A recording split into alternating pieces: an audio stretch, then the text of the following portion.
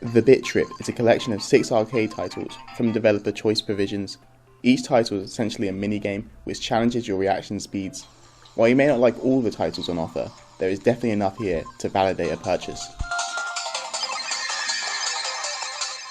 Both the PS Vita and PS4 versions have the same amount of content.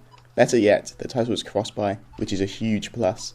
The only real difference between the two versions are the longer load times on the Vita, which is surprisingly long for a title which looks like it's from the 1980s.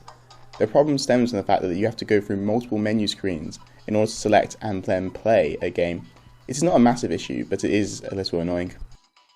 The first title, Bitrate Beat, is a reimagining of Pong. Instead of playing against another rectangle, you are tasked with hitting back anything which comes out of the right hand side of the screen.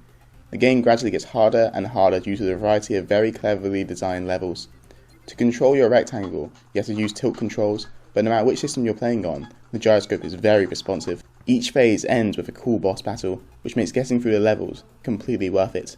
Some of the enemy patterns can seem a little too awkward at times, but for the most part, Beat is excellent fun and the best aspect of the package. Flux, the final game in the collection, is effectively the sequel to Beat with identical gameplay, so all the points just mentioned apply to Flux also. The second title is Core, which is kind of like a rhythm game as you have to tap buttons just in time in order to hit beats and earn points.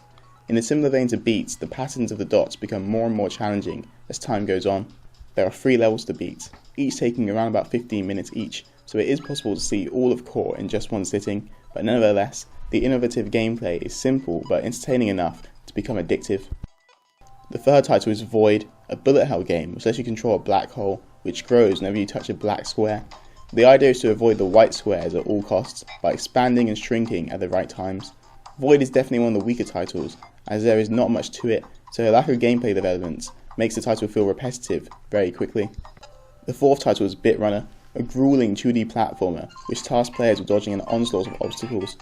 Bit Runner features very short levels which is perfect for gaming on the go.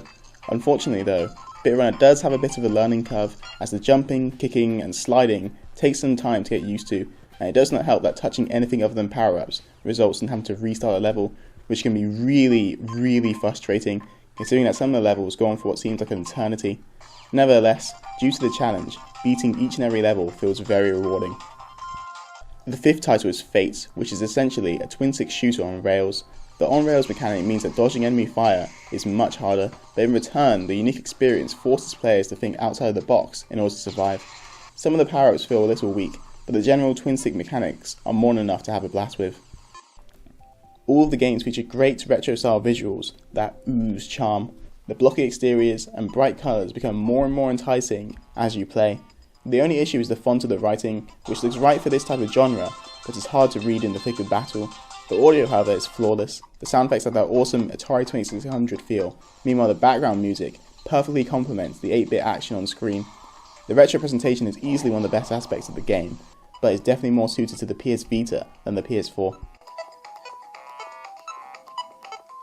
Overall, the Bit.Trip is a great compilation of fun, short throwbacks to the 1980s.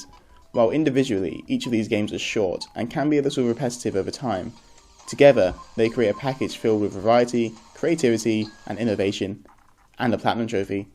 They are easy to pick up and play, and I definitely recommend downloading the collection right away. Final score, B grade. For more Vita reviews, remote play reviews, PS4 reviews, and everything else gaming, make sure to subscribe, and as always, thanks for watching.